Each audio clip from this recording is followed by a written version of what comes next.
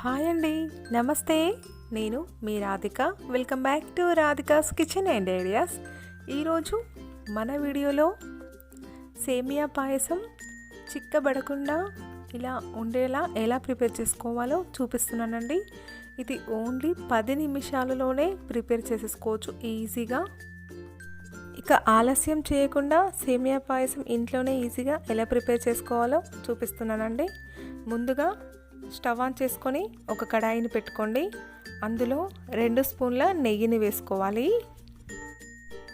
ఈ నెయ్యి మొత్తం మెల్ట్ అయిపోయిన తర్వాత ఇందులో 5 బాదం వేసుకోవాలండి. ఇలా కట్ చేసుకొని వేసుకోవాలి. వీటిని కొంచెం గోల్డెన్ బ్రౌన్ కలర్ వచ్చేంత వరకు ఇలా ఫ్రై చేసుకోవాలి. చూడండి, ఇప్పుడు కొంచెం కలర్ చేంజ్ అయిపోయాయి కదా. ఇప్పుడు ఇందులోనే కాజులని వేసుకోవాలి. కాజును కూడా ఇలా చిన్న చిన్న కొంచెం పీసెస్ లాగా చేసుకొని ఇలా వేసుకోవాలి. తర్వాత ఇవి కొంచెం కలర్ చేంజ్ అయిన తర్వాత ఇందులోనే కొంచెం ఎండు కొబ్బరి ముక్కలను వేసుకోవాలి.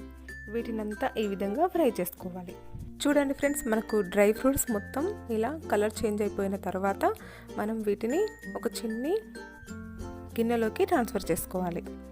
చూడండి, ఈ కలర్లోకి రావాలి. తర్వాత ఇదే బౌల్లో 1 కప్పు సేమియాలు తీసుకున్నానండి. ఫ్రెండ్స్, నేను ఈ కప్ తోటే మెజర్మెంట్ చేసుకొని తీసుకుంటున్నాను. అన్నీ నేను కరెక్ట్ కొలతల ప్రకారం చేస్తున్నాను. చూడండి, పర్ఫెక్ట్గా వచ్చేస్తుంది. ఇలా పక్కన పాలు కూడా మనం వేడి చేసుకోవాలండి. నేను 1/2 లీటర్ పాలను తీసుకుంటున్నాను. ఈ సేమియా మనకు గోల్డెన్ బ్రౌన్ కలర్లోకి వచ్చేంత వరకు మనం ఈ విధంగా ఫ్రై చేసుకోవాలి. చూడండి ఫ్రెండ్స్, మనకు టోటల్గా గోల్డెన్ బ్రౌన్ కలర్లోకి వచ్చేసింది కదా. ఇప్పుడు ఇందులో మనం 1 కప్ సేమియా తీసుకున్నాం కదండి, అదే కప్తో నేను 3 కప్పుల వాటర్ని కూడా తీసుకుంటున్నాను. మనం ఇలా వాటర్తో చేసుకున్నట్లయితే టేస్ట్ అనేది బాగుంటుంది. మళ్ళీ తొందరగా గడ్డ కట్టకుండా ఎక్కువసేపు మనకు లూజ్గా ఉంటుందన్నమాట. అందుకనే ఈ విధంగా ప్రిపేర్ చేసుకోండి ఫ్రెండ్స్. ఇలా వాటర్ వేసుకున్న తర్వాత ఇందులో మొత్తం ఈ సేమియా అంతా ఉడికేంత వరకు మనం ఈ విధంగా కలుపుతూ కొంచెం సేపు మూత పెట్టుకోవాలి. తరువాత చూడండి ఫ్రెండ్స్, ఇప్పుడు మనకు కొంచెం ఉడికిపోయింది కదా. ఇప్పుడు ఇందులో 1 కప్పు చక్కెర వేసుకోవాలి. ఫ్రెండ్స్ చూడండి, ఇక్కడ నేను 1 కప్ సేమియా తీసుకున్నాను, 3 కప్స్ వాటర్ తీసుకున్నాను, 1 కప్పు చక్కెరను తీసుకుంటున్నాను. ఈ విధంగా మెజర్మెంట్స్తో చేసుకోవాలి. చక్కెర ఎక్కువ తినేవాళ్ళు కొంచెం ఎక్కువ కూడా వేసుకోవచ్చు. ఈ చక్కెర అంతా ఇందులో మెల్ట్ కావాలండి. ఈ చక్కెర అంతా ఇందులో కరిగేలోపు మనం ఇంతకుముందు పాలు వేడి అయ్యాయో చూద్దామండి. చూడండి, ఇప్పుడు పాలు మొత్తం ఉడికిపోయి మనకు దగ్గరకు వచ్చేసాయి కదా. ఇప్పుడు స్టవ్ ఆఫ్ చేసుకొని వీటిని పక్కనే పెట్టుకోవాలి. తర్వాత సేమియా చూస్తే ఇలా మొత్తం ఉడికిపోయింది కదా ఫ్రెండ్స్.